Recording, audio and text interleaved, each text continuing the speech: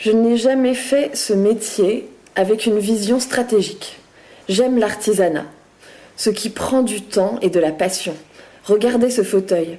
Pensez à l'artisan qui a 100 fois courbé le bois pour dessiner cette forme qu'il avait en tête. Alors pour vous répondre, je pense qu'il ne faut jamais chercher à plaire. Mais être actrice, c'est vouloir plaire, non? Non, c'est vouloir être aimé. Et c'est très différent. Plaire sous-entend de se plier aux attentes de l'autre.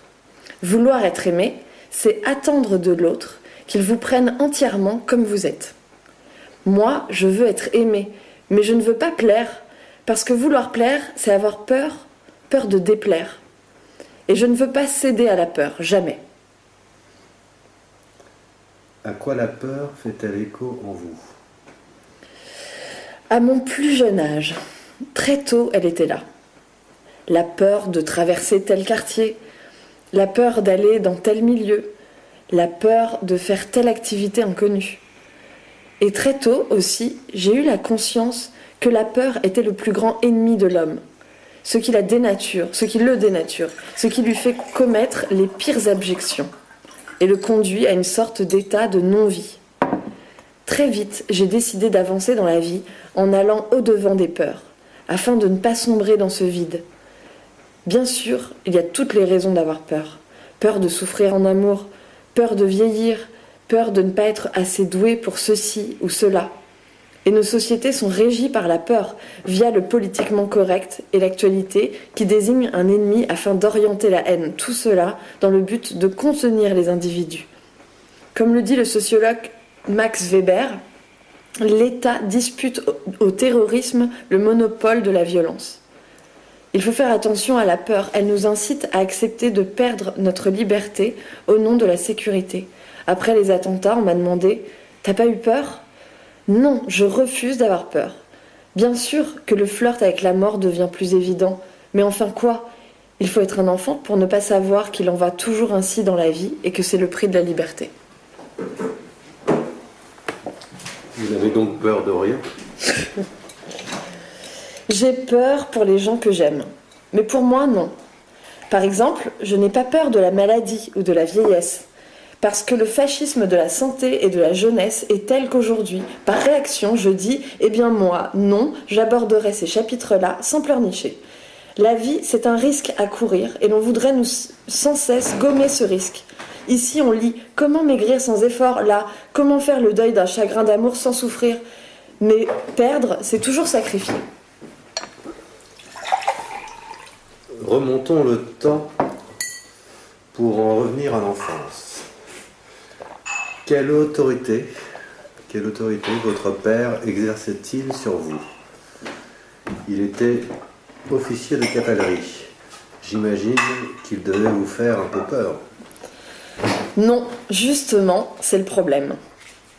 Mon père avait une autorité naturelle, mais bienveillante et respectueuse. Il n'ordonnait rien, il expliquait. C'était merveilleux. Mais une malédiction aussi. Car lorsque des années plus tard, je me suis retrouvée face à l'ordre, qui est le plus souvent stupide et malveillant, je n'ai pas supporté. On t'a pas dit de discuter, tu marches à droite, c'est tout. Cela me rendait enragée. Très tôt, j'ai respecté peu de gens et peu de règles.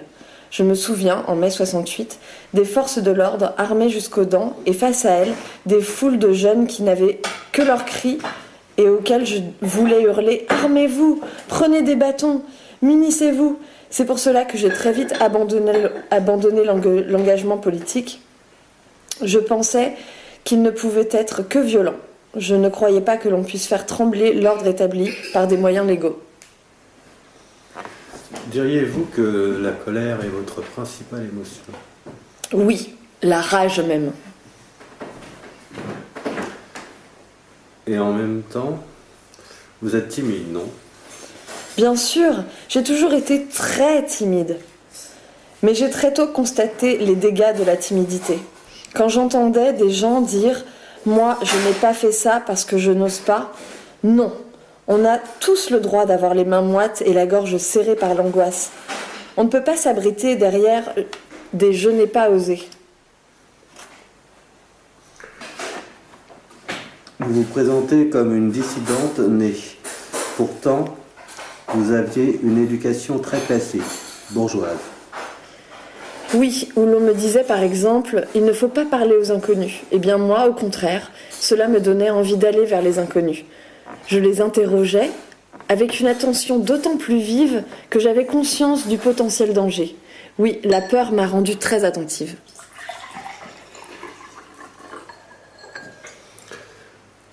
Vous vous présentez comme Nao, et lorsque vous avez commencé à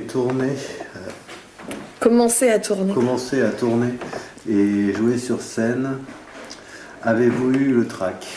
Terriblement, je l'ai toujours eu. Les lèvres si sèches qu'elles se collent aux dents, vous savez. J'ai la peur primaire, celle de l'animal qui sort de la forêt. Quel animal êtes-vous? Le loup. Les loups, tant qu'ils n'ont pas faim, ils n'attaquent pas. Mais dès qu'ils ont faim, on a décimé les loups, l'un des plus beaux animaux qui soit. Pourquoi? Pour protéger nos poules et nos moutons. C'est ainsi. Dans la vie, il faut choisir son camp. Soit tu acceptes les loups qui menacent, soit tu préfères vivre paisiblement avec tes moutons. Vous êtes un loup qui semble avoir bien apprivoisé sa part sombre. Avez-vous fait une psychanalyse? Non, mais curieusement, on s'effleure, elle et moi, depuis des années. J'ai chez moi un divan très ressemblant à celui d'un psychanalyste et une photo de Freud car je trouve ce visage magnifique. Il a la beauté de l'intelligence. J'ai toujours eu en tête l'idée de parler à quelqu'un qui m'écouterait vraiment. Donc oui, la psychanalyse est chez moi une grande tentation. Mais en même temps, j'ai l'impression que je sais déjà tout ce que j'y dirais et entendrais. C'est peut-être faux, mais voilà. J'ai été si près du gouffre que j'ai été contrainte de regarder le fond et de me demander pourquoi cela me fait-il si mal. D'où vient que je puisse rire joyeusement dans la rue et l'instant d'après me sentir d'une immense vulnérabilité, comme si tout m'atteignait. Je vis dans ce rapport schizophrénique à moi-même, où la personne un peu folle en moi côtoie l'autre terriblement lucide et sans illusion. Avez-vous trouvé la clé de cette mélancolie? Vers 15 ans, j'ai été frappée de lucidité, la révélation du jamais plus. Cette lueur qui traverse les feuillages, l'ombre qui se dessine au sol à mes pieds, tout cela ne reviendra jamais, plus jamais.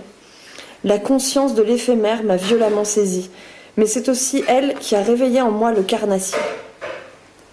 Ce jour-là, j'ai décidé que désormais, je serais complètement vouée au moment présent. Je le vivrais intensément, et que je ferais des instants les plus heureux des images que je graverais dans ma mémoire pour les ressortir dans les moments douloureux. Et vous le faites vraiment? Oui, mais cela me rend encore plus malheureuse. En vous écoutant, je pense au jamais plus qu'Albert Cohen énumère après la mort de sa mère. Jamais plus je ne serai un fils, jamais plus je n'aurai auprès de moi un être parfaitement bon. Justement, j'ai adoré mes parents.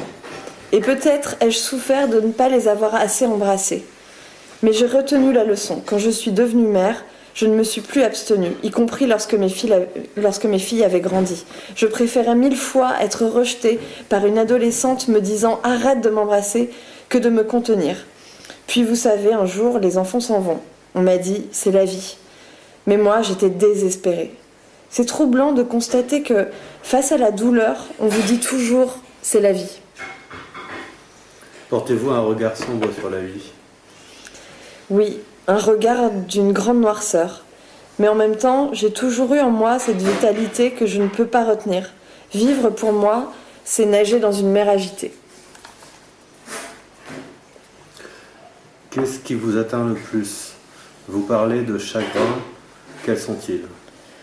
Je ne vous les dirai pas, sinon je verserai là toutes les larmes de mon corps. Le chagrin, c'est la peau que l'on vous arrache. Vous avez déjà vu la peau d'un grand brûlé? Imaginez-le se faire rebrûler dessus. C'est cela les chagrins. Ils ne vous rendent pas plus fort, comme on dit. Au contraire, l'expérience vous met le cœur à vif, parce que vous savez. Ce sont les séparations qui vous sont les plus douloureuses? 1000 fois oui. Les adieux, les fins, on ne se remet jamais de la mort de ceux qu'on aime. Alors, il faut nager, continuer à nager, ne pas trop s'arrêter, sinon vous risquez de couler. C'est peut-être pour cela que j'évite le divan du psychanalyste. Je m'imagine allongée, parlant sans cesse, en fixant le plafond comme pour garder la tête hors de l'eau. Je crois que je serais un sujet en or pour un psychanalyste. Un sujet explosif de partout. Mais est-ce que je saurais me rassembler ensuite ? J'ai tant de cadavres en moi, j'ai ravalé des silences, l'air de rien, comme autant de bombes à retardement. Pensez-vous souvent à la mort? Très souvent. Mais pas avec terreur. Je la considère plutôt comme l'autre poids sur la balance de la vie. À 15 ans, j'ai compris qu'elle était là, qu'elle n'arriverait pas qu'aux autres. Depuis, j'ai pris le temps d'apprendre à m'en faire une amie. Pourquoi 15 ans? Que s'est-il passé à cet âge-là? En fait, j'ai l'impression que j'ai été stupide jusqu'à cet âge-là. Comme une bête, sans ailes ni pattes, je ne vivais pas vraiment. D'ailleurs, je ne me souviens presque de rien de cette enfance lointaine. Mais après, waouh, soudain, le sentiment puissant d'être en vie. Sans pouvoir vous dire pourquoi précisément, j'ai senti que ça bouillonnait en moi. Vous racontez une vie de passion, de grands chagrins, de grandes joies. Ce doit être épuisant, non? Oui.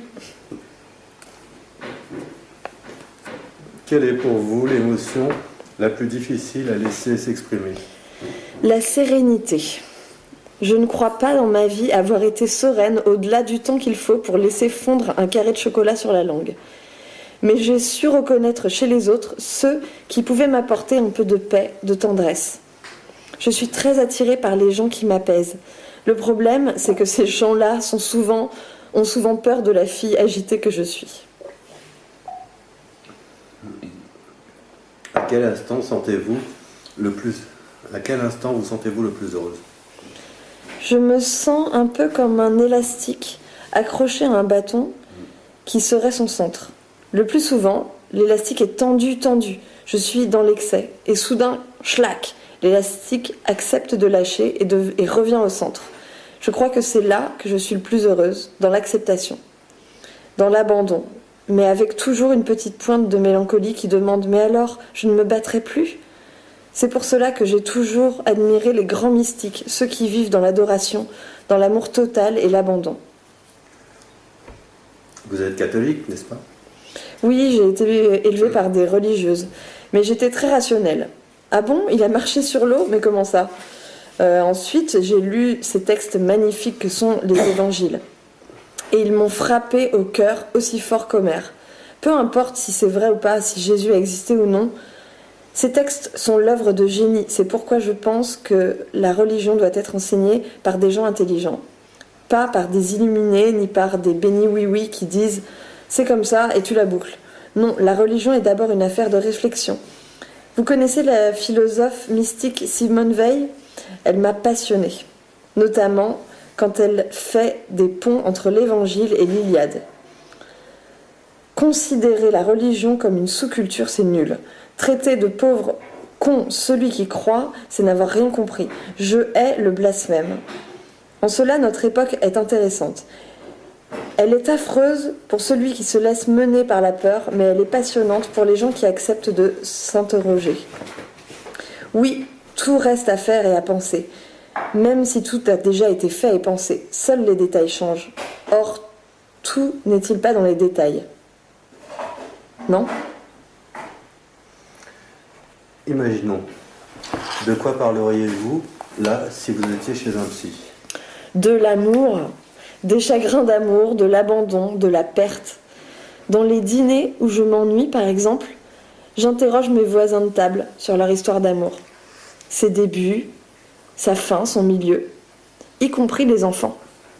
Il ne faut jamais minimiser les chagrins d'amour d'un enfant. J'ai détesté que l'on me dise « un de perdu, 10 de retrouvé ». Le bon sens commun, c'est un truc inventé pour faire marcher les sociétés, mais c'est anti-vrai. Je suis de ceux qui croient que l'on peut mourir d'amour. Et qu'on ne me dise pas que j'ai trop lu Flaubert ou Dostoïevski. Ces hommes-là avaient une intelligence supérieure qui rend leurs textes bien plus vrais que les expériences de quiconque. Avez-vous été plus malheureuse qu'heureuse en amour ? J'ai été aussi heureuse que malheureuse, et cela a été la grande histoire de ma vie. Mes plus grands échecs professionnels, mes plus grandes déceptions, sont passés comme des lettres à la poste, soit parce que j'étais très amoureuse, soit parce que je vivais un immense chagrin d'amour. Dans tous les cas, j'ai donc été sauvée par l'amour. Je ne juge les autres qu'à l'aune de l'amour qui les agite. On me dit d'un tel, il a bien réussi dans la vie, il a du pouvoir, etc. Oui, mais est-ce qu'il aime beaucoup sa femme ? Il n'y a que cela qui m'intéresse. Pour vous, il n'y a pas d'amour sans passion ? Bien sûr que si, je suis à genoux devant un amour quotidien qui dure toute une vie. C'est plus beau que Notre-Dame de Paris. Mais il faut être deux grands artistes qui savent que l'amour est un mélange de générosité et de bienveillance et se travaille aussi finement qu'un vitrail. Vos parents étaient-ils ces artistes-là ? Oh oui. Pendant longtemps, je n'ai pas pu entrer dans un restaurant quand je voyais à travers la vitre une famille assise, le père, la mère, les 3 enfants jouant. Parce que cela me ramenait à ce temps inouï de l'enfance où j'avais été si heureuse. Une image me revient souvent. Enfant, je vois mes parents sur le balcon, riant ensemble. Ils étaient amoureux, et cela me plaisait. C'était très beau. Quant à mes grands-parents, ils étaient cousins germains. Vous imaginez la passion qu'il y avait entre eux pour arriver à faire accepter une telle union ? Plus tard, quand je suis entrée à l'université, lorsque je parlais d'un amour fou éternel, les garçons plus âgés souriaient en coin. Tu verras quand tu connaîtras la vie. Mais moi, je ne parlais que de ce que je connaissais. Donc oui, je crois à l'amour qui dure toute la vie. Vous avez pourtant eu plusieurs grandes histoires d'amour et 3 filles de 3 hommes différents. Pourquoi pas un seul amour qui dure toute la vie ? Parce que j'étais d'un égoïsme forcené. N'est-ce pas aussi que l'on peut trouver beau chez les autres l'amour... Alors, n'est-ce pas aussi que l'on peut trouver beau chez les autres l'amour routinier et ne pas en vouloir pour sa propre vie ?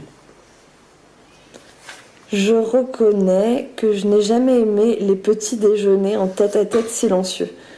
Je refuse qu'on mange chacun la tête plongée dans son écuelle comme 2 sangliers. Et je n'ai pas envie qu'on me parle de la météo.